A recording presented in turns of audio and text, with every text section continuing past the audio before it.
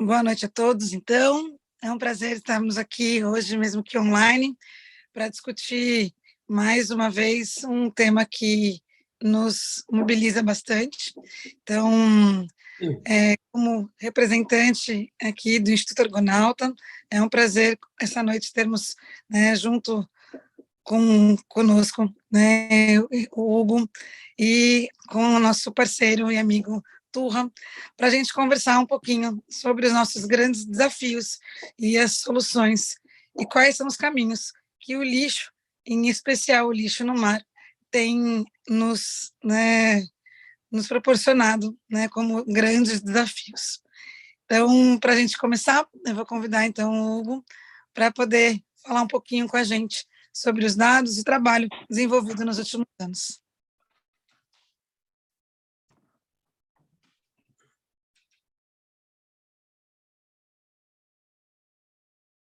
Eu estou online. Boa noite a todos. Estão me ouvindo? Eu ouço aqui, Hugo, claramente.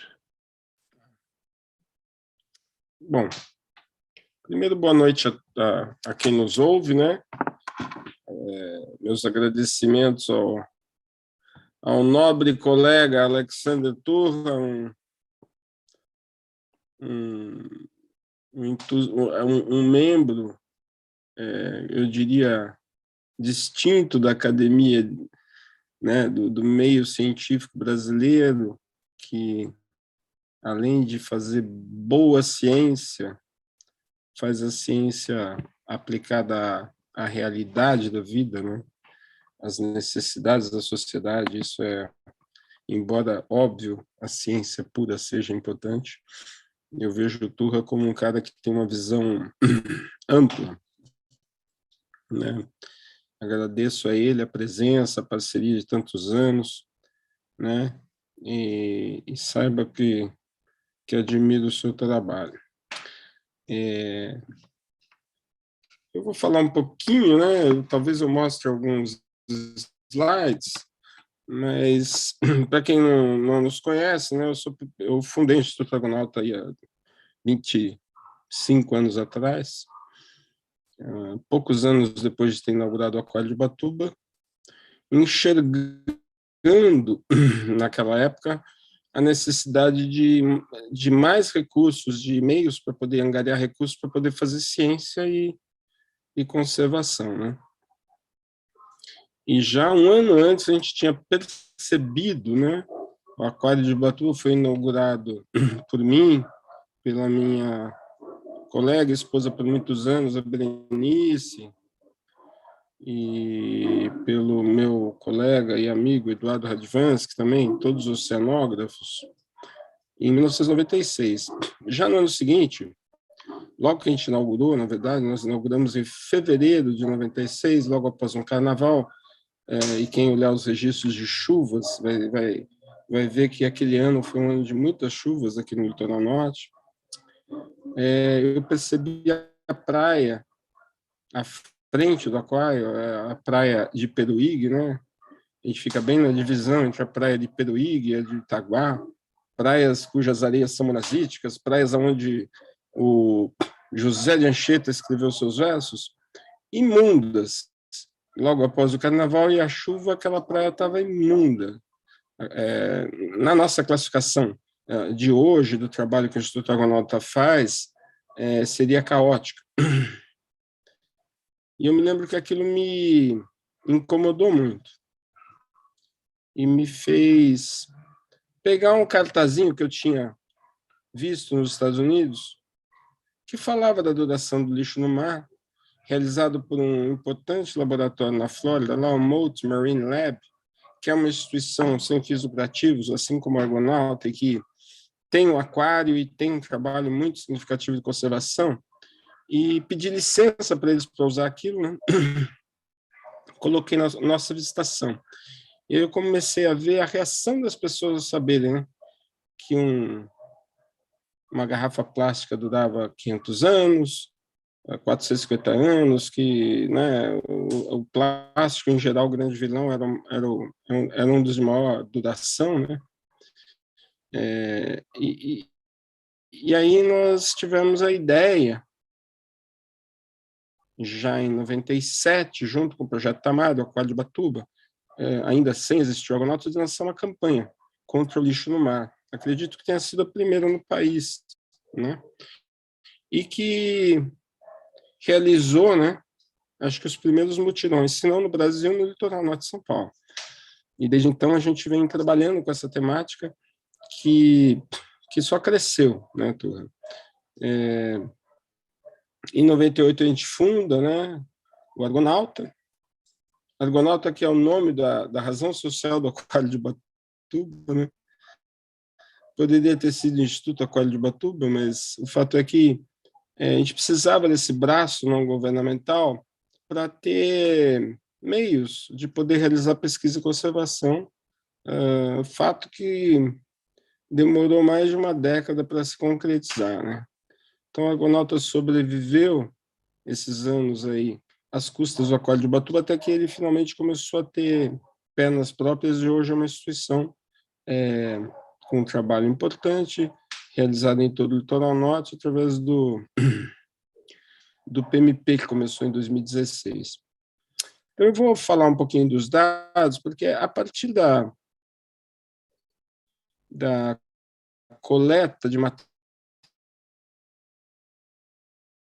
desses quase 30 anos de trabalho, a gente foi percebendo as origens do lixo, né?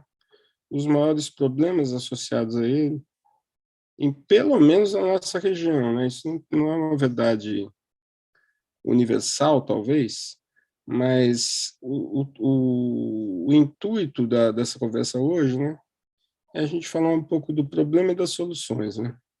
Então, eu vou mostrar uns slidezinhos aqui rapidamente, e deixa eu só compartilhar minha tela.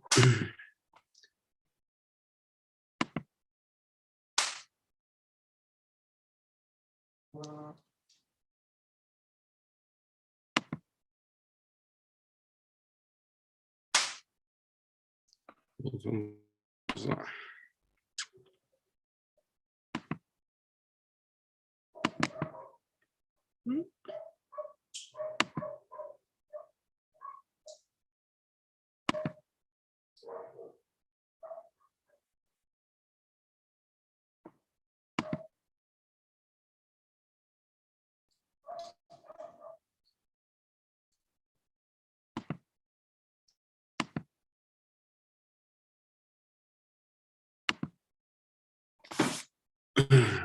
Bem, então eu estava dizendo, né, do Argonauta, criado em 98 pela diretoria do Aquário. A gente atua, então, a partir de 98 com resgate e reabilitação de fauna, coisa que o Aquário fez, né, desde sua fundação até que o Argonauta pudesse ter sede própria. O Argonauta funcionou dentro do Aquário há alguns anos. A pesquisa que a gente pôde realizar, né, as campanhas de educação, né, principalmente relacionadas aos problemas de resíduos sólidos, e também atendendo fauna silvestre e terrestre, porque até hoje o litoral norte carece, com todo o bioma e diversidade da Mata Atlântica, a gente ainda carece de uns setas em toda a região, litoral norte de São Paulo, sul do Rio de Janeiro. Então, Hugo, desculpa interromper, você está compartilhando? Não estou? Não. Então vamos ver por quê. Eu tinha clicado no compartilhamento.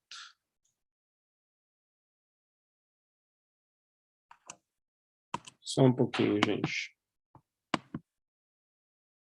Precisava ter um importante o feedback da Carla, né?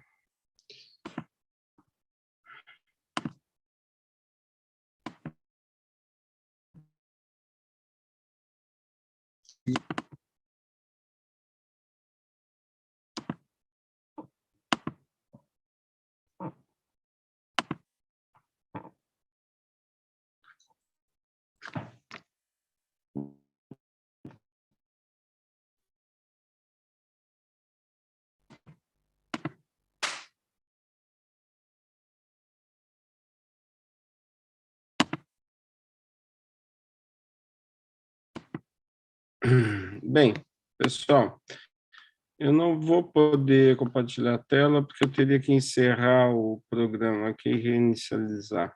De qualquer forma, eu vou falar sobre os dados e vou me orientar pela apresentação, que eu acho que é o mais importante da nossa conversa com o Turra sobre os dados e sobre o que a gente observa aí na realidade prática do dia a dia, né? Então, já vou entrar no assunto principal.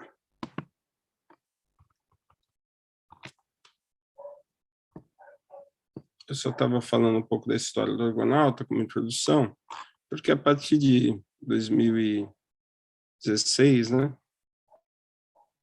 a gente entra no PMP com o Argonauta, que é o Projeto de Monitoramento de Praias, que é uma condicionante, o licenciamento do pré-sal, e passa a ter uma estrutura com um centro de reabilitação e despetrolização, um museu, a partir de 2018, e com uma base de estabilização em São Sebastião, atuando diariamente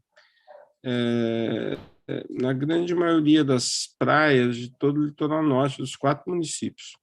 Quando nós percebemos esse esforço amostral, né, e diariamente as praias para ver se havia fauna de tetrápodes necessitando de socorro ou morte, o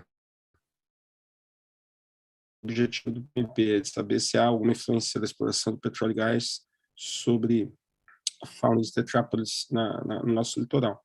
A gente percebeu que a gente podia ir um pouco mais longe e trabalhar com a questão dos resíduos sólidos. Então, a gente começou a recolher dados, recolher material e começar a catalogar e processar esses dados para ver se a gente conseguia ter um retrato melhor do que é o lixo marinho, o lixo de resíduos sólidos aqui no litoral norte de São Paulo, né? Então, a partir desses dados e fez a necrópsia, a gente começou a inferir e ter informações importantes, né? Então, nesse período, né, de 2015 até 2022, a gente atendeu 11 mil animais, né? Uma parte deles já mortos. Essa parte mortos e os que reabilitados não sobreviveram foi para a necrópsia. A gente sabe que dos que morreram por interação antrópica, algo em torno de 25% havia ingerido ou teve interação com resíduos sólidos, o que é um número muito alto, né? E a partir desses dados, a gente começou a olhar também os dados de ocorrência de lixo, uma classificação desse lixo, a realização de um boletim do lixo, né? Que nos trouxe algumas informações, as quais eu vou expor aqui. Então, a gente recolheu nesse período, na verdade, de 16 a 20, algo em torno de umas 40 a 37 toneladas e meia de lixo. Não, a gente não, nosso objetivo não é limpar a praia, é recolher o lixo como uma amostra, né? Então, claramente, a gente percebeu que o plástico, que é o principal vilão, o plástico de uso único, 70% de todo resíduo sólido nas praias do litoral norte é plástico de single use, que a gente fala, né? Que é o descartável, seguido por papel, papelão, metal, papel, papelão, plástico, desculpa aí, rejeitos. O principal item retirado são as sacolinhas, né? E depois as garrafas PET, existe uma infinidade de itens, não cabe aqui descrever, né? Mas, principalmente, claramente, a gente vê que a sacola plástica descartável, o plástico e a garrafa plástica, os canudos plásticos, os copos plásticos, né, são os grandes vilões. A gente começou também a perceber nuances no lixo, então a gente começou a perceber lixo antigo, então quando havia uma ressaca, um movimento marinho, com uma erosão do fundo, com uma movimentação do fundo, a gente começou a perceber lixos antigos, ou seja, a gente está deixando um extrato geológico de lixo de algumas décadas, né? Então, a gente acha lixo aqui depois de uma ressaca, inclusive da década de 90. Em alguns casos, mesmo latas de ferro daquelas cervejas antigas, extremamente preservados, porque eles estão numa camada anóxica no fundo, moedas e também alguns plásticos, né? Mas a gente percebe, quando vem uma ressaca, a presença do lixo antigo. A gente também percebe a presença do lixo importado, oriundo, principalmente da atividade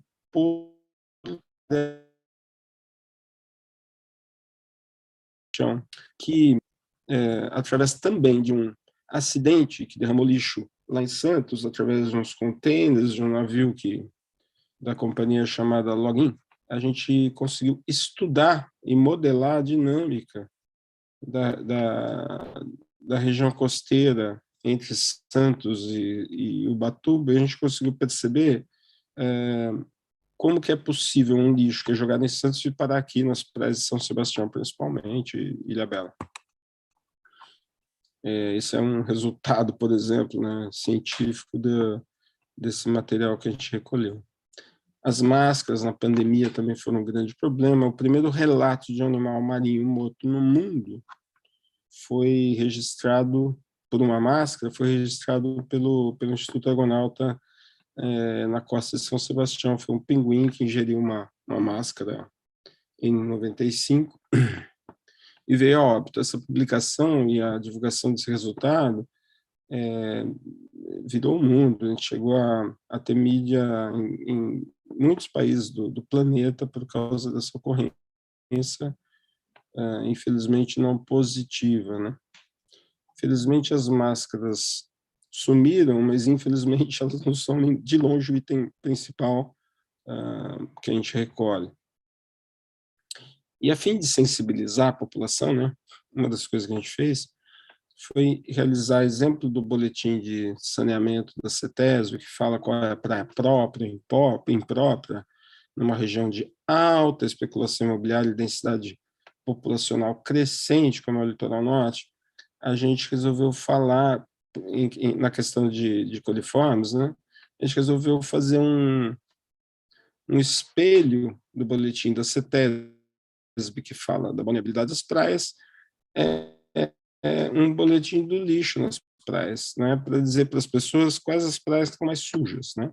Então, usando uma metodologia de um cientista já renomada, né, de né, em 2000, a gente adaptou para nossa região, classificando as praias, quando avistado lixo, em 4 categorias, ou quando não avistados: ausente, traços, inaceitável e caótico, né?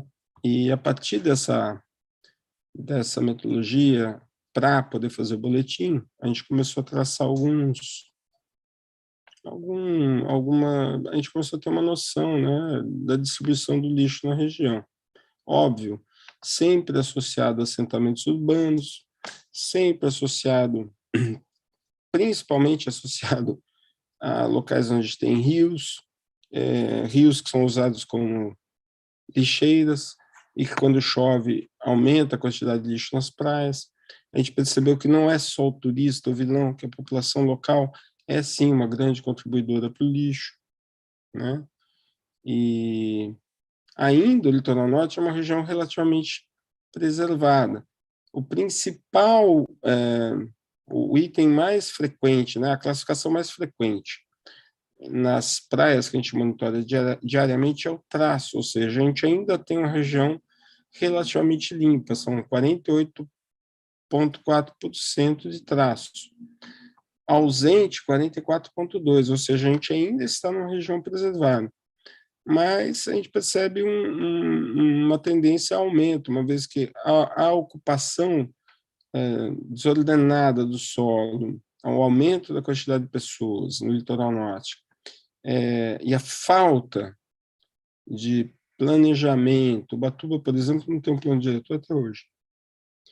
a falta de planejamento, de empenho do poder público em fazer com que as coisas aconteçam, de uma forma geral, mostra que a tendência é o aumento, por mais campanhas e conscientização que todas as ONGs e pessoas que tentam se mobilizar em torno dessa questão façam.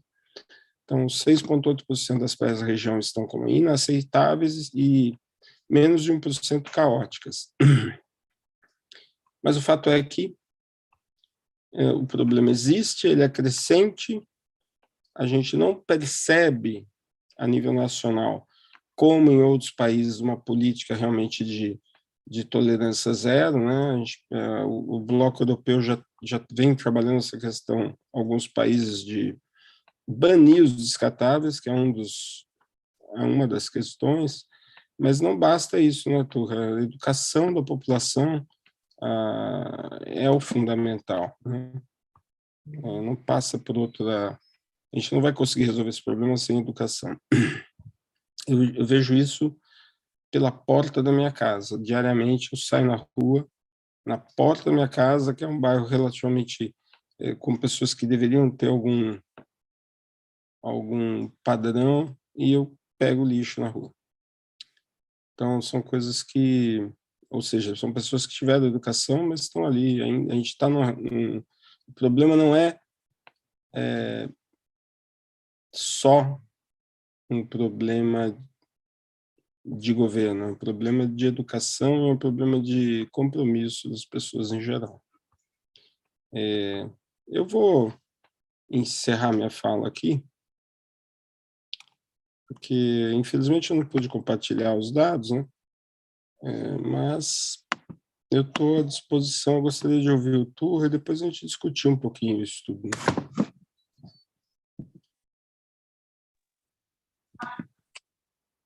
Legal, Hugo, obrigada por contar um pouquinho dessa história.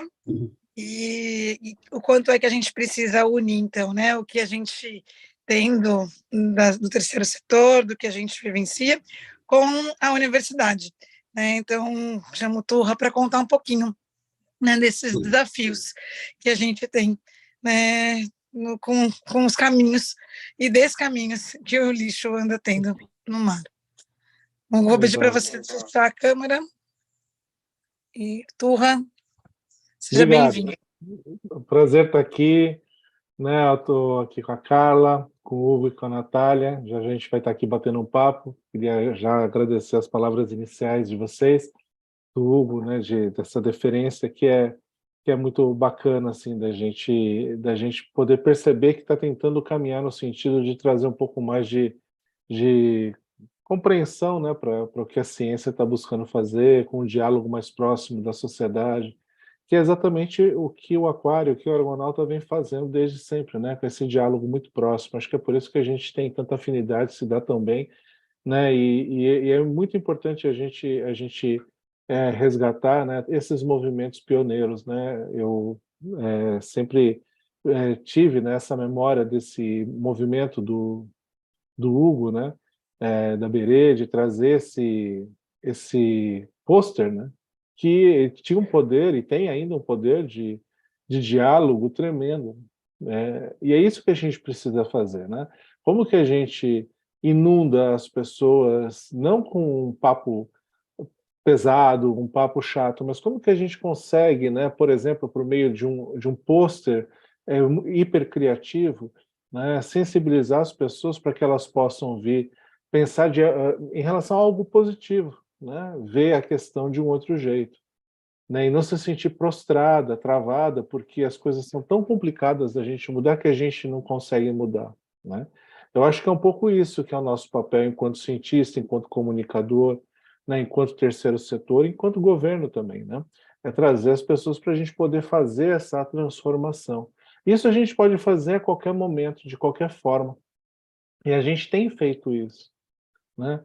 Essa semana que passou, eu estava em Natal, lançando a Rede Oceano Limpo, que é um grande movimento que a gente está fazendo em parceria com a Embaixada da Noruega, com o Funbil, aqui na Cátedra Unesco, né, para a Sustentabilidade do Oceano, de organizar arranjos institucionais no nível dos estados e internalizar políticas públicas dialogando com ciência. E a gente lançou lá no Rio Grande do Norte, quando estava com a governadora Fátima Bezerra, essa rede lá com uma carta de compromisso assinada por ela e pelo secretário de Meio Ambiente, o presidente do IDEMA, Instituto de Defesa do Meio Ambiente, lá do Rio Grande do Norte, e isso trazendo ali de forma muito leve, né, um diálogo com as pessoas, né, com os analistas, com as pessoas que estavam lá na comemoração desse movimento, desse momento que é o dia, a semana e o mês do meio ambiente e do oceano, né? Então, é um pouco isso, né? Como que a gente traz significado para aquilo que a gente está fazendo e como a gente traz as pessoas para a gente ver essa transformação. Mas o que eu queria mencionar é que nesse evento, né, duas alunas do Instituto Federal, eu tinha anotado o nome aqui, o Reciclamar, o projeto Reciclamar, ele está no Instagram. Duas alunas do Instituto Federal, lá de Natal, elas demonstraram, né, a possibilidade de você converter esses resíduos em algo que tenha um significado. Elas fizeram chaveirinhos com plástico reciclado, tirado do oceano, no formato de vários organismos marinhos. E ali elas me deram um, que não está aqui, deixei em casa, que é o de uma tartaruga. Então, aquilo prova o conceito de que a gente consegue mudar alguma coisa, a gente consegue agregar valor, a gente consegue fazer a mudança. Isso pode acontecer antes do bicho ser gerado, antes do resíduo ser gerado, antes do produto ser feito, antes do produto ser pensado, para que ele sequer chegue no ambiente. E essa é a discussão que está sendo feita nacional e internacionalmente. Semana passada, em Paris, teve a segunda reunião do processo de negociação do Tratado dos Plásticos, né, que é o tratado para o combate à poluição ambiental por plásticos, incluindo o ambiente marinho. Toda essa conversa começou quando a gente estava vendo o problema do lixo no mar. Só que esse tratado não é de lixo no mar. Ele é um tratado da poluição plástica no ambiente, incluindo o ambiente marinho. Ou seja, ela fez um outro recorte considerando as peculiaridades desse material, do plástico.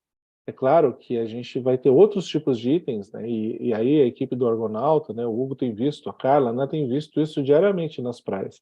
Os outros tipos de itens que nós temos ali, né? E junto com esses itens está vindo também esgoto, né? Que a gente acaba não vendo, mas que causa os seus efeitos, né? Então, são questões associadas que, de uma forma convergente ou cumulativa, acabam fazendo com que a gente perca a qualidade do ambiente. Então, essa é a discussão que está se colocando. E o que a gente vai fazer, né? No âmbito local, no âmbito regional, no âmbito nacional e, inclusive, global. E é um pouco disso que a gente está conversando. E hoje, a gente tem uma preciosidade, né, nas nossas mãos, que são os dados que o Argonauta vem levantando, né, de forma pioneira, né, e arrojada, há bastante tempo, né? A gente tem informações raríssimas da gente ter no mundo, né? Porque esses trabalhos de monitoramento, e inclusive, né, dados diários de todas as praias, né? Isso é um luxo, né? É uma coisa que a gente não consegue ver em outros locais. E na esteira desse processo, a gente tem uma inovação que é trabalhar essa informação num nível de detalhe que é muito interessante para a gente poder ter informação, ainda que ela seja categórica, né, que sejam classes, né, como o Hugo estava falando, né, o traço, o inexistente, o caótico, né, a gente ter classes, é um tipo de informação que é super valioso, porque o procedimento padrão de coleta de lixo em praia, de macro lixo em praia, que talvez seja o tipo de informação mais fácil da gente obter, né? Em termos de acesso, em termos de capacitação, em termos, né, de tempo. Estou comparando, por exemplo, com microplásticos em ostras, né? Não tem nem comparação. A gente tem aí uma dificuldade muito grande de fazer o básico que o Programa das Nações Unidas pede, porque isso toma tempo, toma gente, né? É muito complicado. Então, esse desenvolvimento de uma abordagem mais simplificada, ela é fundamental, esse processo é fundamental para que a gente consiga expandir a capacidade da gente obter informação, inclusive via abordagens de ciência cidadão, com todas as reticências que a gente precisa ter quando fala disso, né, todos os cuidados, mas do mundo inteiro, especialmente do sul global. Então, eu vejo esse potencial e essa capacidade da gente, enquanto país, né, enquanto instituições nacionais, de mostrar esse arrojo, né? E a gente tem nessa experiência do Argonauta um exemplo incrível, né? Isso vai fazer com que a gente tenha oportunidades de conectar a ciência com a tomada de decisão, de conseguir entender qual é o tipo de resíduo mais abundante numa determinada praia. Isso pode sinalizar para a gente caminhos de combate muito específicos, né? Por exemplo, né, apetrechos de pesca que acabam sendo muito abundantes em praias do sul do estado de São Paulo e não são tão abundantes proporcionalmente nas praias do norte, onde a gente vai ver um tipo de resíduo muito mais relacionado ao uso doméstico, né? E que vem muitas vezes do estuário de Santos, né? E não daqui da região do litoral norte. Isso mostra as conexões que tem, né? Como o Hugo ilustrou aí com as bolas de Natal, né? Com os enfeites de Natal, e a gente mostra isso com modelagem hidrodinâmica, né? Tanto de para frente quanto para trás, né? A gente faz os dois procedimentos e consegue mostrar que uma fonte predominante, né, do litoral norte de São Paulo é a região do litoral centro. Então, não adianta a gente cuidar do litoral norte e não cuidar do litoral centro. Não adianta a gente cuidar do mar e não entender de onde vem o problema, né? E isso é muito importante porque é uma questão ética. Não faz sentido a praia estar limpa e a origem do problema não ser identificada e combatida. E na nossa região do planeta, né, essa fonte é predominantemente associada com a pobreza, né, com a marginalidade, com o racismo ambiental, com o racismo oceânico, com a desigualdade de distribuição de renda. Então a gente tem aí um fenômeno macro que acaba tendo como sintoma o lixo no mar.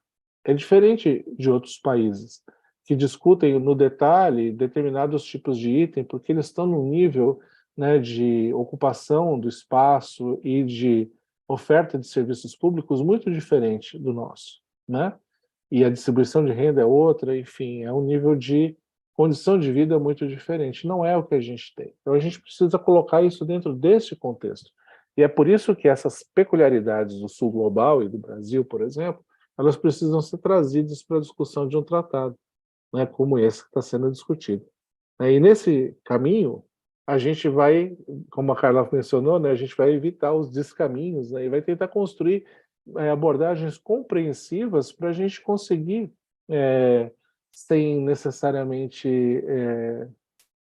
criação de rupturas, né, a gente vai conseguir caminhar no sentido de uma melhor, de uma abordagem um pouco mais compreensiva para a gente lidar com esse material, que é o material plástico, que é extremamente valioso, né, é muito importante, inclusive sobre né, critérios de sustentabilidade, quando a gente fala de emissões, quando a gente fala de transporte de mercadorias, mas também que tem situações muito complicadas que a gente precisa identificar e equacionar, né?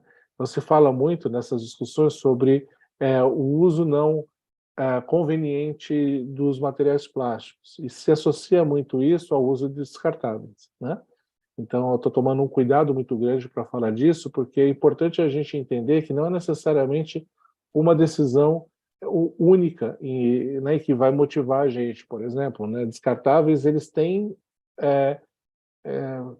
situações em que é o descartável que tem que ser usado. É a melhor solução comparadas com as alternativas, desde que não haja perda para o ambiente. E é um grande ponto isso, né? São as externalidades. Quando o plástico vai para o ambiente, gera-se uma externalidade que é que nem né, aquele filme da fofoca, né, que estava ilustrando a fofoca como uma pessoa, né, subindo no telhado e rasgando um travesseiro de pena e deixando as penas voando, né? E daí, né, a moral da história, na hora que a pessoa que fez a fofoca conseguisse juntar todas as penas que voaram, né, ela estaria perdoada, né? E isso não acontece, né, nem com as penas, nem com o lixo que chega no mar, né? A gente vai ter esse problema sendo propagado, amplificado, né, e a remoção desse material acaba sendo muito limitada, especialmente quando a gente chega no nível de microplásticos, né? Então, eu acho que é um pouco isso que eu queria trazer nessa fala inicial, para a gente ponderar, mostrando que o Brasil é, sim, uma liderança muito potente nessa temática, né, do ponto de vista científico, do ponto de vista do ativismo, né, a gente tem feito trabalhos, né, enquanto universidade, terceiro setor e mesmo governos, bastante importantes e que fazem com que a gente consiga se posicionar globalmente para ser um player importante nessa discussão do tratado e outras que vêm pela frente, né? E é isso que a gente está tentando fazer institucionalmente em um diálogo bastante próximo com o Itamaraty e com outros órgãos que acabam tendo uma representatividade nessas discussões internacionais. A cátedra mesmo teve presente no evento, eu não tive lá, mas 3 membros da cátedra participaram das discussões e contribuíram. Aí logo, logo a gente vai estar contando um pouco melhor quais foram os desdobramentos disso tudo. Eu vou devolver então, Carla, para você, para a gente então começar, de repente, a fazer um bate-bola com a Natália e com o Hugo, né, e aquecer aí a discussão. Pode ser? Sim, com certeza, né? Muito obrigada, é sempre um prazer, né, ouvi-lo. Acho que a gente tem, como sempre, né, esse caminho de não desistir e de cada vez, né, cada ano irmos aprimorando, né, e aprendendo e trocando para que a gente possa ter novos caminhos e novas ideias. Então, vou pedir para a Natália e para o Hugo, então, por favor, né, abrirem as câmeras, e a ideia é que a gente possa conversar.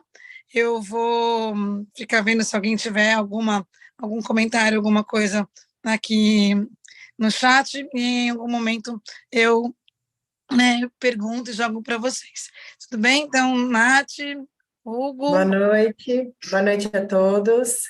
Olá.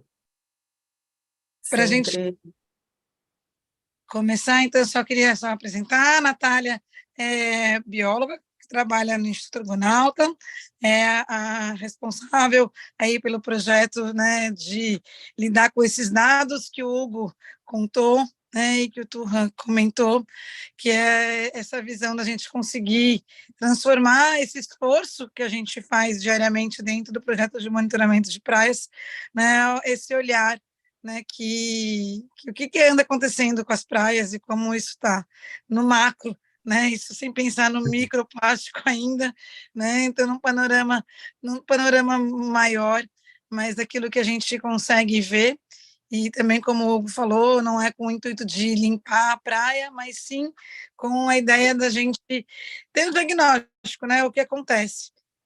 Acho que da fala, né, de vocês dois, a gente tem que olhar um pouco, né? Acho que os maiores desafios sempre são de como é que a gente identifica, né, a origem desses resíduos, como que a gente consegue juntar, né, o por que ele está chegando ali e cada vez mais estimular as pessoas a refletirem quando vai pensar no produto, né? Como fazer o inverso, né? E depois, o que vai acontecer com isso? Então, vou deixar vocês e estou por aqui.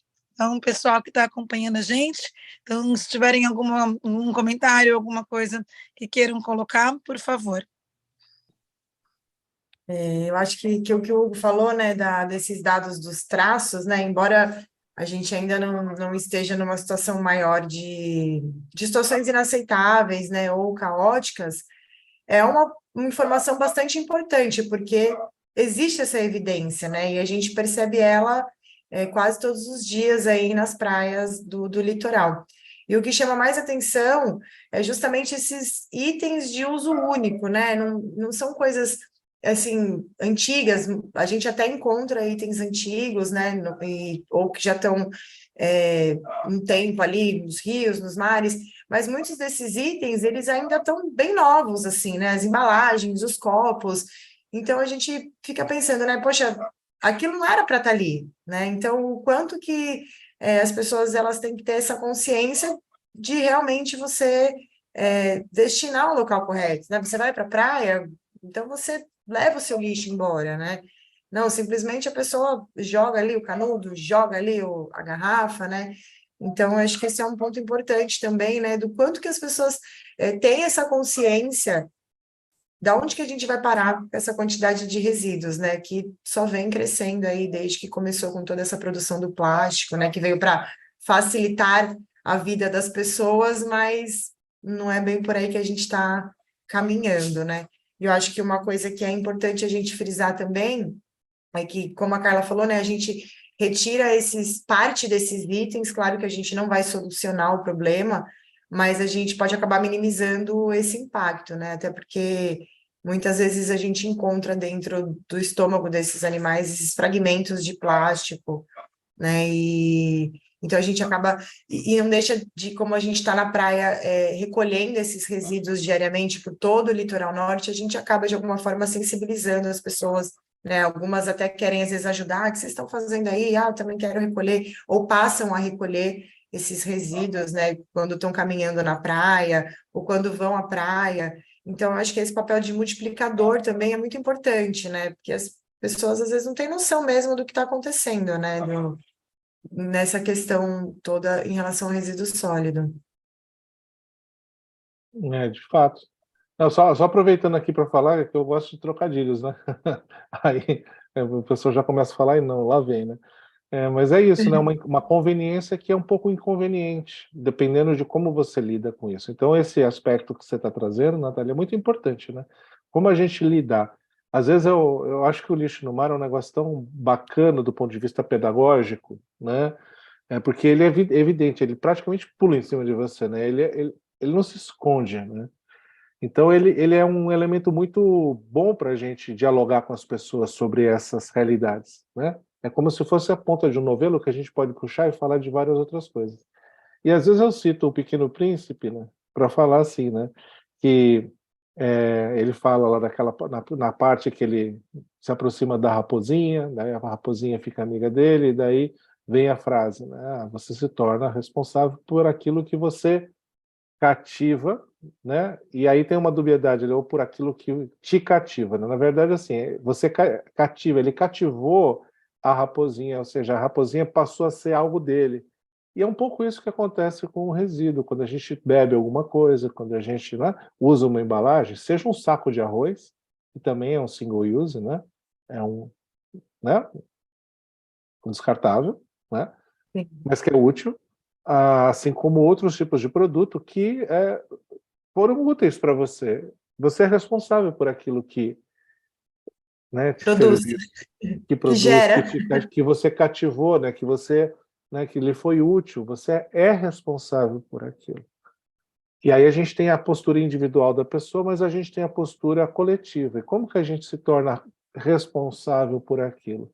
E aí que vem a discussão do Tratado dos Plásticos no esquema, numa estratégia que envolve a hierarquia de resíduos, ou a circularidade, desde antes de pensar no produto até depois que o resíduo é gerado. E aí a gente vai ter a discussão de não geração, de não consumo, de não descarte, que são elementos super importantes, não só como a gente vai gerenciar o resíduo, né? Que aí a gente já tem um problemão, porque vida útil de aterro, e ó, litoral norte de São Paulo não tem aterro sanitário funcionando, né? Tem um custo para se mandar esse resíduo para o Vale do Paraíba. Então, vida útil de aterro é algo muito, muito, muito sensível também, né? A gente não está falando só do mar, estamos falando de outras coisas importantes, né, Hugo? Acho que é um pouco isso, né? Dessa pedagogia que o lixo, né, nos proporciona, né? Sim, e eu queria saber um pouquinho da opinião de vocês, né, em relação ao, aos itens que são biodegradáveis, né, que a gente escuta muito o pessoal falar, mas eu uso um canudo que é biodegradável, né, e então eu queria saber um pouquinho da opinião de vocês, né, se vocês acham que realmente é funcional. Depende do que é biodegradável, o que você chama de biodegradável, né, Turra? O plástico biodegradável, talvez ele se transforme no microplástico mais rápido do que o plástico convencional. Então, tem que se tomar cuidado com o que se chama de biodegradável, né? Porque tudo é biodegradável. O problema é a escala de tempo e, em alguns casos, talvez o tempo mais curto não seja a melhor solução, né? A melhor solução é a remoção daquele item do ambiente, né? O não lançamento, na verdade, né? A gente está entrando numa era de inteligência artificial e robótica. Eu fico me perguntando se a gente não vai conseguir, como seres autônomos e autossuficientes, fazer isso, se essas máquinas não vão fazer por nós. Porque esses dias eu vi uma notícia sobre um tipo de equipamento que estava sendo lançado, não lembro se era Estados Unidos ou Europa, mas que era um tipo de barco robô que ia ficar recolhendo lixo, né? E que esse problema estaria resolvido. Na verdade, o problema passa por consciência, por uso racional, né? Sim, um saco de arroz de plástico, né? Como é que seria transportar um arroz? Mas antigamente a gente dava um jeito, né? Eu me lembro da minha infância, eu já estou ficando velho, né, Turra? Em Campinas, em que o leiteiro, eu me lembro, porque isso foi década de 70, o leiteiro deixava o leite na porta de casa, numa garrafa, e você lavava a garrafa e devolvia no dia seguinte. Os ovos vinham numa caixinha de madeira, que você levava e trazia do supermercado, da feira, ou seja lá onde fosse, com arame que suportava os ovos. A gente tinha as garrafas de cerveja, né, de vidro que você levava ao supermercado, aquele tinha um valor, inclusive. E essa racionalidade, eu lembro dos primeiros sacos de lixo, né? Só existia uma marca, chamava Sanito, né? Então era a novidade nos anos 70 foi o aparecimento de um saco plástico para você pôr no lixo, porque como é que era até então? Você ninguém reciclava nada, mas reciclava esses itens, né? Você não gerava lixo plástico, mas você tinha um latão de lixo, você deixava na porta de casa, o lixeiro despejava o lixo no caminhão e devolvia o latão, que você ia lavar e usar no outro dia. Então, algumas linhas mais radicais, o pessoal mais alternativo, né? Eu não vou nem falar, não é religioso, é uma questão de alternativa de vida, né? Muita gente baniu isso de dentro de casa. Mas o que a gente vê é que a sociedade não acompanha, os governos não acompanham, não existe uma preocupação. Nós estamos em Ubatuba aqui com esse problema, né, enorme de lixo. O lixo aqui é transbordado de caminhões. Um aterro sanitário em Tremembé, 200 e não sei quantos quilômetros de distância, ele não pode subir pela Serra de Taubaté, tem que subir por São José. Então o caminhão sai daqui, anda sei lá quantos quilômetros, mais de 200, ou perto disso, queimando carbono para levar o lixo embora, e nós não temos uma usina de reciclagem. O que tem de reciclagem no município é uma cooperativa de uma guerreira, que é a dona Gilda, e os particulares, né? As reciclagens particulares, porque o governo não enxerga o potencial, inclusive, disso. Por quê? Porque está se gastando, jogando, enterrando dinheiro, na medida em que esse lixo não é de graça, ele é pago. Então, a geração de resíduos ligada à sociedade de consumo moderna, da forma que está, ela precisa ser revista, né? Porque não é só isso, né? A gente está falando de aquecimento global, de mudanças climáticas, de coisas até mais prementes, né? Em termos de sobrevivência do planeta. Mas o fato é que a gente não vê na nossa sociedade aqui localmente, aí eu vou falar localmente, soluções inteligentes. Você não vê, a gente não sai do lugar. Eu estou aqui há 30 anos e eu me lembro de um amigo, o Conrado Becker, que foi presidente da FUDAT, que implantou a primeira coleta seletiva aqui no governo de um prefeito chamado Nélio, que já tem 30 anos. Ele fez a coleta seletiva e de lá para cá a gente não conseguiu avançar nada. Entende? Assim, é muito lento em proporção à velocidade com que a população cresce, o consumo cresce, e os animais estão morrendo e os ambientes estão ficando... E aí você está falando de microplástico. O melhor jeito de acabar com o microplástico, na minha opinião, é acabar com o macroplástico, né? Ou seja, não jogar plástico, macroplástico no ambiente. É óbvio que tem outras fontes, Mas é complexo, né, Turra? Porque já está fazendo parte do nosso DNA, o plástico. Não, Entrando na cadeia trófica. ele está onipresente, né, Hugo? Ele tá em todo lugar. E assim, né, com uma mensagem, né, que a gente está falhando, né? Falhando de várias formas. E assim, o risco que a gente tem de ser mal orientado é muito grande, porque, por exemplo, né, como a Natália falou, né, dos biodegradáveis, né? Assim, né, o que é de fato um plástico biodegradável? Quanto tempo ele precisa levar para degradar para ser considerado biodegradável? Né? E 2 anos, 1 ano, 6 meses. Mas nesse meio tempo que ele está no ambiente, ele está causando algum estrago, né? E aí é que a gente tem que entender que o fato de ser biodegradável, efetivamente, na verdade, não é um salvo-conduto para você falar, vai, né, para o ambiente. Na verdade, é um seguro para um produto que eventualmente vai parar no ambiente, ele vai demorar menos no ambiente, né? Vai ficar menos tempo no ambiente do que um outro produto que não é biodegradável. Mas você não pode entender e falar assim, tudo bem, né? Não é tudo bem. E aí a gente tem produtos compostáveis, né, que tem uma outra característica. O problema são os óxidos biodegradáveis, que eles são produzidos para fotooxidar mais rápido.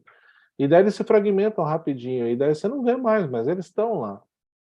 Né, e estão sendo ingeridos por uma gama muito maior de organismos, inclusive pelos pequenininhos, que não ingerem itens maiores, mas vão ingerir partículas microscópicas, né? Então, um pouco, a gente tem que trazer um pouco de racionalidade para essa discussão, né? Como está sendo colocado, e pensar antes. Né? Porque antes significa gastar menos dinheiro, significa, né, causar menos impactos, e tem externalidades que a gente não consegue internalizar. Então, eu acho que o movimento, e eu estou acompanhando um pouco das discussões no nível nacional, com a retomada do Ministério do Meio Ambiente, a discussão do lixo no mar e aí sinalizações para revisitar o plano de 2019, para trazer um pouco né, das atualidades que estão sendo discutidas no âmbito do tratado, por exemplo, para que a gente consiga caminhar, né, de uma forma um pouco mais célere nesse movimento, né, e ver essa transformação acontecendo, porque isso que o Hugo está falando é de doer, né? Vamos combinar, né? A quantidade de resíduos só aumenta, a quantidade de dinheiro para gerenciar esses resíduos só aumenta. Sendo que, na verdade, a solução está no próprio negócio. Se você pensar na situação do lixo já ter sido gerado. Se você pegar porque qual que é a lógica? Quanto mais resíduo, melhor do ponto de vista do ganho, né? Do ganho, de quanto mais se destina, mais se ganha em fazer isso. Então, para a empresa que não tem outros critérios para balizar o seu sucesso, quanto pior, melhor. Só que, na verdade, tem que ter outros critérios num contrato de gestão de resíduos sólidos, né? Um contrato que traga qualificação do processo, de forma que quanto menos, melhor. Ou seja, quanto menos, né, menos resíduos você está mandando e mais resíduos você está reciclando, né, ou fazendo compostagem, melhor. E aí você tira dinheiro do próprio sistema para retroalimentar o sistema e fortalecer a cooperativa, e fortalecer esses mecanismos que não têm volume, não têm escala para lidar com o problema, né? E aí você qualifica, você traz distribuição de renda. Então, uma coisa que eu venho falando muito é que o resíduo é uma forma de você distribuir renda, né? Ele é um common, é que nem o peixe, o resíduo na rua, né? Ele é que nem o peixe no mar. Então a gente pode, eventualmente, a gente não acaba com os peixes, né? Não tem um monte de peixe aí em situação né, de sobreexplotação. A gente tem a possibilidade de fazer isso com os resíduos, né? Mas, enfim, é um jeito, uma analogia que eu tenho tentado fazer para mostrar que a solução está no sistema. A gente não precisa de dinheiros, né, de recursos adicionais para fazer a mudança acontecer. É só racionalizar, é fazer o simples. Fazer o que muita gente sabe fazer, mas que não está tendo possibilidade de botar isso na escala, né, oficialmente, para mudar a realidade. Não é complicado. E é isso que dói, né, Hugo? Porque assim, não é não é inventar um foguete para mandar para a Lua, né? Aliás, né, tem gente que está indo para a Lua justamente para ver, né? Que se tem outro lugar menos poluído do que aqui, né? Eu Ah, só interessante. queria aparecer aqui para que a Marcela colocou aqui para a gente, que atualmente, né, o resíduo está indo para Jambeiros, 140 quilômetros de Ubatuba, o que não refresca muito, porque a situação ainda é a mesma, né? Marcela, a gente ainda tem esse transbordo acontecendo, o que realmente é um custo que a gente entende ser o que acontece na nossa cidade, mas é o que é um custo considerável. Queria só para a gente ir caminhando para essa conversa, a Marcela falou um pouco do nosso trabalho, e eu queria, na verdade, ampliar um pouquinho isso, né? Porque ela diz aqui que ela gostaria que a Natália contasse um pouco sobre o trabalho que a gente faz de sensibilização ambiental. Mas eu vou pedir um pouco, antes da Natália responder, eu queria e o Turra, depois o Hugo, e aí a Nath contassem um pouco da importância, né, da sensibilização para as pessoas, né, o quanto que é o papel, né, dessa comunicação e dessa divulgação para, né, o público leigo, ou, né, como que é esse trabalho, né, como vocês veem esse trabalho. Eu vou começar, daí o Hugo, depois a Natália. Eu acho que, assim, além de ser muito gostoso de fazer isso, de interagir com as pessoas e de, né, produzir materiais e participar desses movimentos formativos, né, do ponto de vista do docente, né, do educador, eu acho isso incrível, né, uma oportunidade fantástica da gente poder fazer essa interação e promover um olhar diferenciado para o futuro, né? Só que assim, não é tão fácil fazer isso.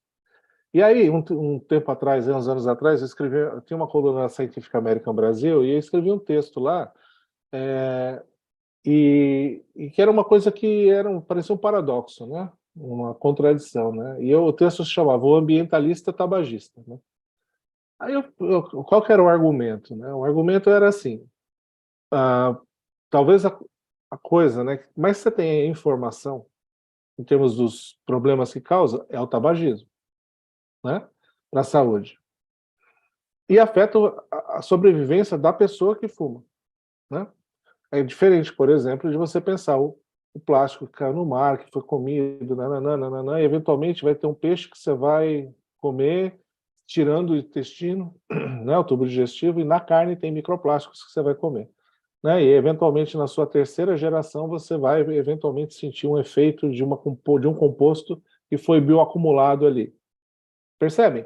A diferença, a escala é diferente. Então, assim, a informação, claro que no caso do cigarro, do tabagismo, tem a questão do vício e tal, né? Mas, enfim, pessoas param de fumar. E não necessariamente é por causa da informação, embora a informação abunde, né? A gente tenha muita informação. Mas é muitas vezes por causa da emoção, de outros gatilhos que são usados nas estratégias de comunicação e nas estratégias educacionais, que são muito interessantes para você poder atingir a pessoa pela emoção, né? Não necessariamente só pela informação. Eu acho que esse é o que é um grande barato, né? De como a gente consegue criar mecanismos de atingir as pessoas, de sensibilizar, né? De envolver. E aí eu volto para aquilo que eu falei lá no começo, e não de uma forma assim, como, estou sentado numa sala de aula, aquela coisa, né? Não é assim, não precisa ser assim, né? E, enfim, eu acho que a gente tem buscado muitas formas, né? De trazer para o lúdico, né? De fazer propostas ludopedagógicas que vão trazer as pessoas para essa sensação, né, de que estão mudando e se sentir bem, né, quando conseguem operacionalizar isso. Então, sei lá, eu apostaria muito em trabalhar com emoção, né, e, né, trazendo o conhecimento como um elemento e não o contrário. Faz sentido?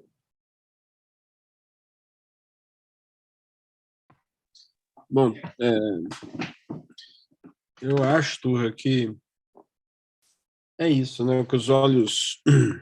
Não tem aquela palavrinha lá, que os olhos não veem, o coração não sente. A gente sempre, desde que inaugurou o aquário, a gente tentou inverter essa máxima, né? Então, o que os olhos veem, o que as mãos tocam, o que o nariz cheira, o coração sente. Então, Eu lembro da frase que eu escrevi naquele cartaz do lixo, que tinha a ver com os problemas que o lixo causava nos animais marinhos, e aí eu finalizava a frase, né, com uma coisa muito simples, né? O que vocês acham, né? Você quer que os seus netos, bisnetos, tataranetos se lembrem de você pela sua sabedoria, pelo mundo, pelo bom mundo que você deixou de herança para eles, ou pelo lixo, pelo problema, pelo tamanho da desgraça que você deixou para eles, né?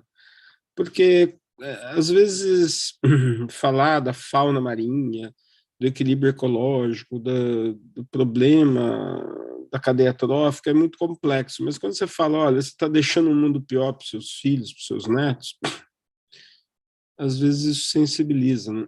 Então essa sempre foi a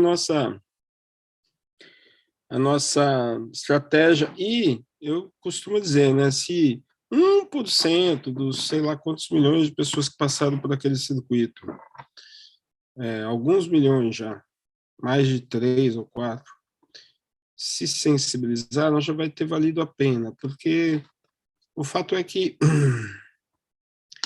é um trabalho difícil, a gente vê a nossa sociedade, não é só o Brasil, mas a gente deu um recuo na questão ambiental nos últimos anos medonho, né?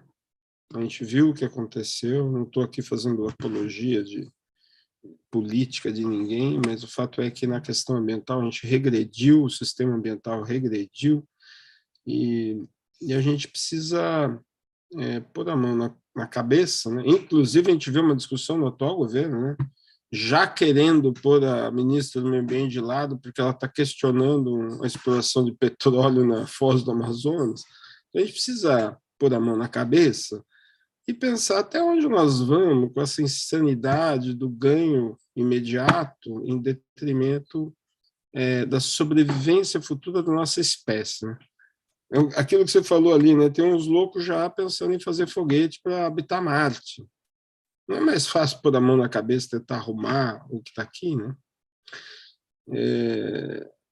Sabe, é uma questão.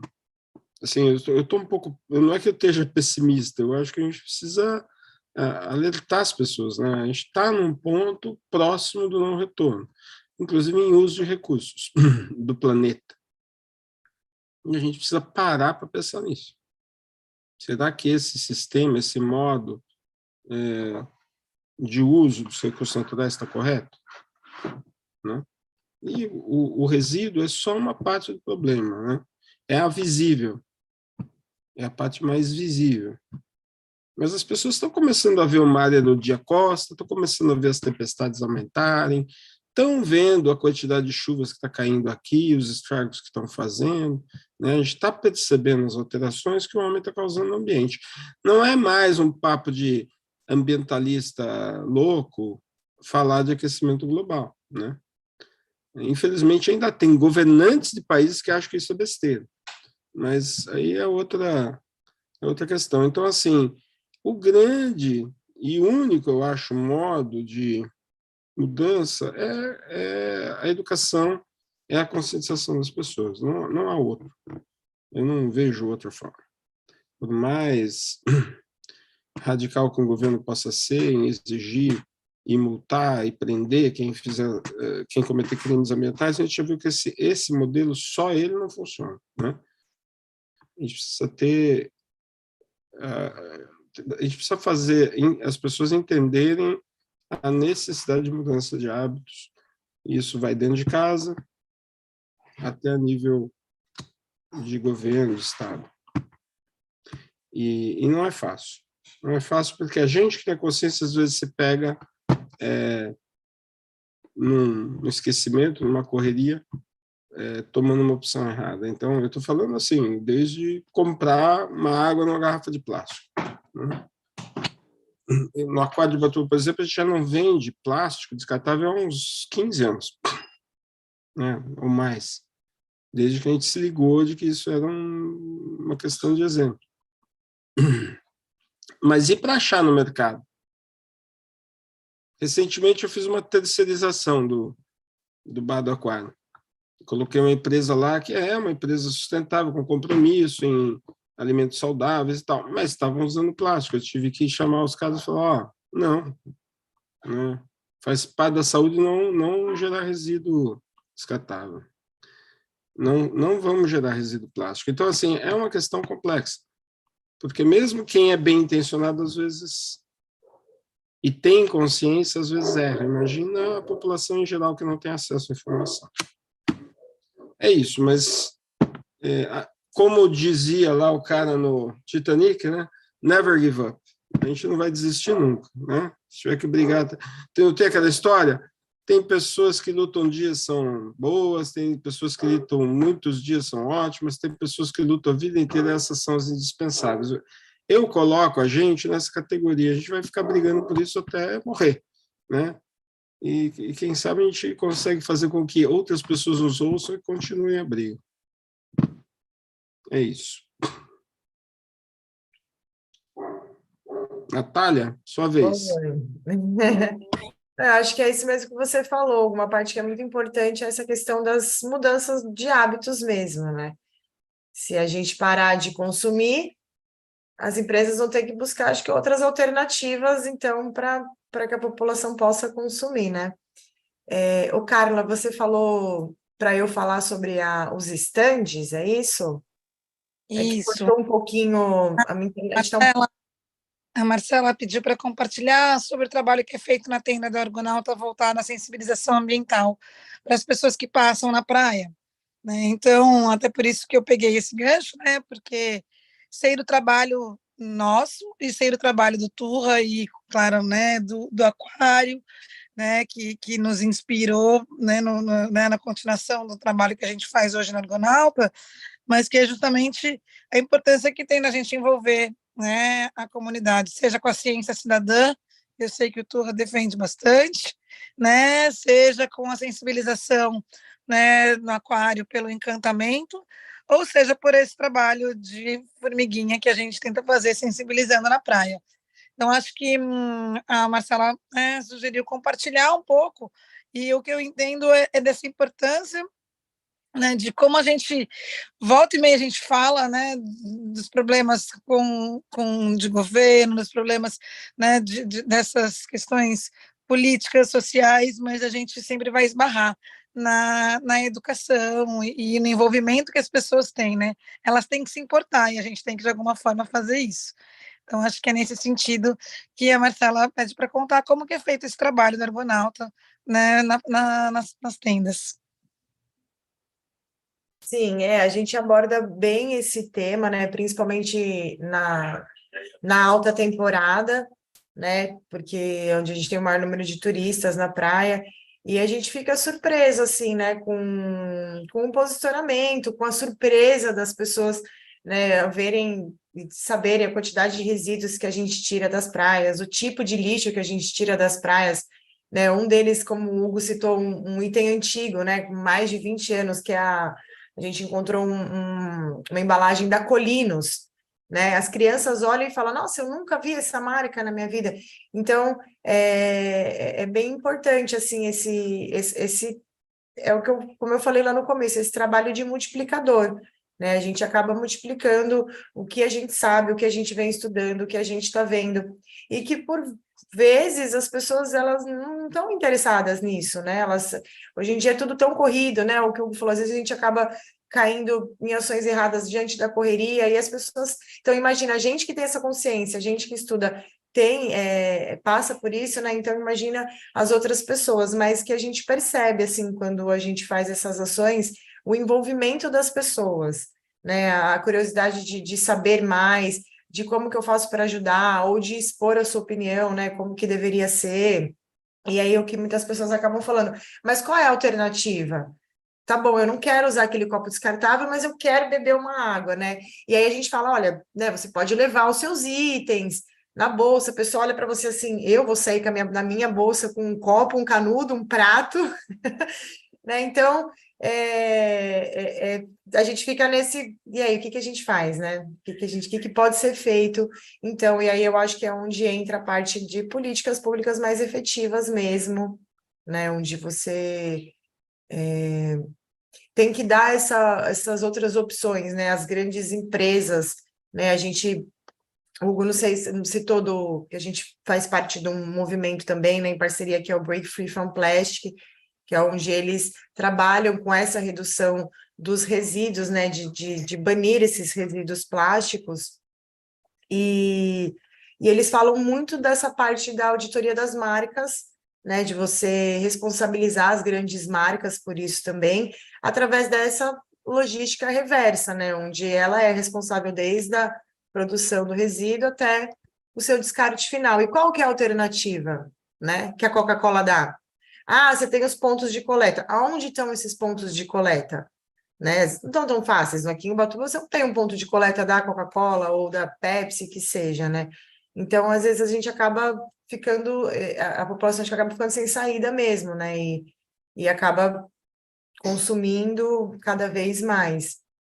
Mas é muito importante todo esse processo de sensibilização. A gente já fez bastante atividades, né? Agora, com o retorno dessas atividades, a gente deu uma parada com a pandemia, mas quando a gente voltou, né, a atuar nessas ações, onde a gente consegue mostrar debaixo de uma tenda, né, um pouco de todos os problemas aí que estão acontecendo, e a gente tem esse feedback de muitas pessoas mesmo no que elas podem fazer para ajudar. Bacana, né? Você está falando da tenda, né? A gente começou com uma tenda, né? E a gente deu o nome de Entenda o Lixo, né? É um trocadilho, né? De novo, né? E a gente fez na Olimpíada uma atividade, e daí a gente conheceu uma jovem de 5 anos, a Mariana, que se interessou pela temática. A gente foi lá na praia dela, né? E fizemos uma limpeza. E aí surgiu a história em quadrinhos, Mariana e a Batalha contra os Super Macabros, né? Já está em português, inglês, espanhol e francês o texto, né? E disponível online. E assim, é um pouco, é uma coisa tão simples, né? Você perguntar 3 coisas para as pessoas. O que é isso que você está vendo, né? Então você pega na mão e fala, o que é isso? De onde veio, né? E como fazer para resolver? E aí a pessoa vai ter que pensar lá no fundo qual é o problema, né? Porque é muito fácil também falar assim, o pessoal sem educação, né? Na verdade, são as pessoas que estão morando numa área de risco que não tem serviço. Não é o turista que veio na praia ali e porcalhão, né? Não é esse perfil, é um outro perfil. Então a gente tem que entender isso claramente, né? E trazer um pouco de reverência, né? Fala, puxa vida, o que essas pessoas estão jogando no vaso sanitário, né? E num sistema que não tem coleta e tratamento de esgoto. Então isso tudo vai parar no mar, no rio e no mar. E aí você traz um pouco dessa discussão. Então é muito interessante a gente fazer isso, né? E o processo de construção, tipo a Mariana Batalha contra os Super Macabros, foi feito assim, a gente escreveu o texto, né, uma aluna minha da biologia que ela fez os desenhos e também, né, trabalhou no texto, fizemos lá uns desafios, inventamos um personagem para a Marinha chamado Nomarzinho, né, que foi super bacana, porque a gente estava fazendo isso junto com a Comissão Interministerial para os Recursos do Mar, e aí a coisa foi indo, foi indo, foi indo. E hoje a gente tem aí essa ferramenta e essa estratégia de dialogar, né? Tem um curso de formação de professores, de gestores, enfim, tem uma série de mecanismos aí para trabalhar a capacitação, né? Mas nada como você pegar o lixo na praia, sentar ali e falar, quem é você? Por que você está aqui? Né? Como foi que você chegou até aqui? E falar, putz, né? E aí você saca de onde veio. E não é trivial, isso não é trivial, né? Esse exercício, né? Pode parecer bobinho, né? Mas ele não é trivial. São os diversos caminhos do lixo. Isso aí. Né? Os diversos caminhos que a gente tem para chegar nas pessoas. Acho que se a gente pudesse, a gente ficava aqui falando muito tempo, né? Acho que a gente, principalmente, essas pessoas, né? Que a gente gosta de falar, gosta do tema, e acho que sensibilizar é um papel importante de todos nós aqui. Queria só pedir, então, que a gente pudesse caminhar para a finalização, né? Agradecer aí a Nath pela ajuda, e que o Turra e o Hugo fizessem uma palavra final aí dos desafios que a gente tem, né? E como que a gente fecha essa noite pensando sempre, né, como que a gente pode ter aí de desafios e soluções, seja para, né, a década nos oceanos, né, seja para essa semana que a gente traz de temas para debater, né, dentro da Semana do Mar. Então, no começo eu estava sem áudio direito, fazendo um barulho no meu computador, mas para dizer, né, que nós estamos na 9ª edição da Semana do Mar, e essa semana é que a gente se dedica a tentar trazer temas. E esse é um tema que a gente insiste, né, que ele sempre tem que estar presente para que cada vez mais a gente faça chegar ao maior número de pessoas e que a gente entenda esses desafios, né, da ciência oceânica, da conscientização, né, das pessoas entenderem dos efeitos e consequências que o lixo tem no ambiente marinho, né, que os resíduos têm no ambiente marinho. E aí eu queria então pedir, né, para que vocês, Turra, né, e depois o Hugo, pudessem finalizar, por favor, tá bom? Maravilha. Então, bom, prazer imenso estar aqui, eu me sinto em casa, vocês sabem, né? A gente já interage há muito tempo e minha relação, né, com todas essas estruturas e esses movimentos que vocês fizeram, assim, é de admiração, né? Eu tenho falado, né, com o Hugo que, além dessa vida de oceanógrafo, né, ele tem uma vida de empresário, uma vida de transformador, né, e de visionário. Eu acho que isso fica muito evidente em todas as construções que foram feitas, né? Então, eu acho muito importante isso. E isso é a essência, né? Eu acho que esse é o grande exemplo, né? Não é muito o que a gente fala, mas o que a gente está fazendo, né? E o que a gente faz quando ninguém está vendo, né? Raul Seixas tem uma música que fala isso, né? É claro que a maioria dos meus alunos nunca ouviu Raul Seixas, vocês acreditam nisso? Os alunos da graduação hoje, eles não ouvem Raul Seixas. Não dá nem para pedir para tocar Raul nas festas, né? Porque não sabe o que vai tocar, né?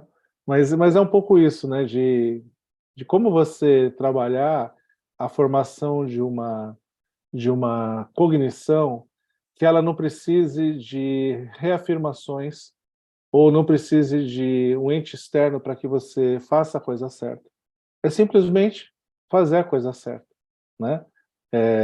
Isso mostra que a gente evoluiu enquanto indivíduo, né? Bem informado, letrado e alfabetizado do ponto de vista amplo do entendimento, né? E eu acho que é isso que a gente está fazendo, né? Com as propostas educativas, com a aproximação das pessoas, né? Com os organismos marinhos, com a temática do mar, e é isso que a gente precisa fazer para promover a cultura oceânica, né? O Ocean Literacy, e fazer com que, eu sempre falo isso, né? Com que o oceano entre na cabeça, no coração e na alma das pessoas, né? Para a gente, com esse estímulo adicional, junto com a ciência, promover a transformação e deixar um legado, né? É isso que eu acho que a gente está tentando fazer. E obrigado. Uma grande alegria estar aqui com vocês.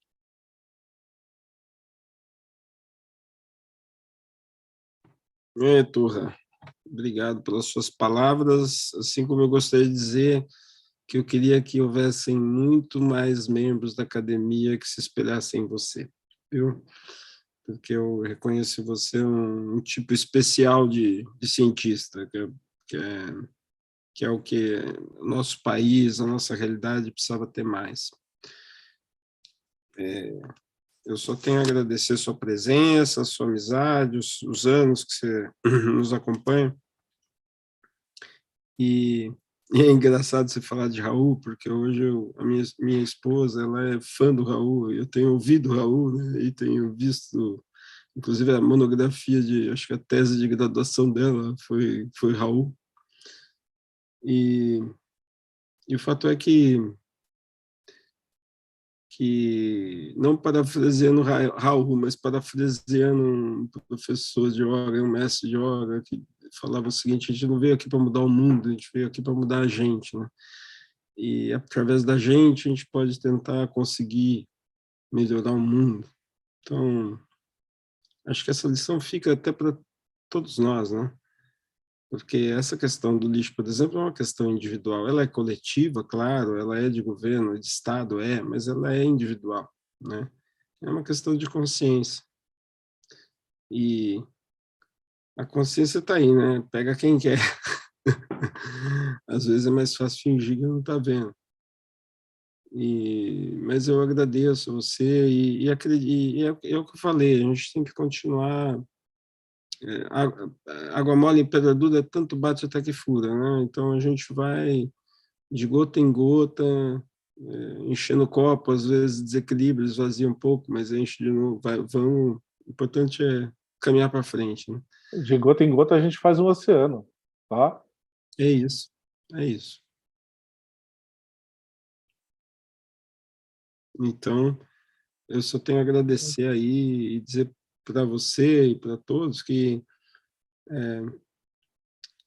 é isso, a questão é consciência, é saúde, é educação, e tem a ver com o meio ambiente, com preservação, com conservação. A gente tem que tentar deixar um mundo melhor para quem vem depois da gente. Acho que é a nossa obrigação.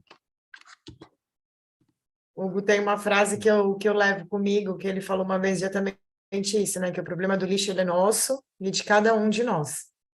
Né? E eu sempre reproduzo essa frase, assim, porque faz todo sentido, né? É individual, pode partir com essas mudanças de hábitos de cada um de nós, mas também é nosso como um conjunto. Eu agradeço também pelo convite, pela confiança, e vamos juntos.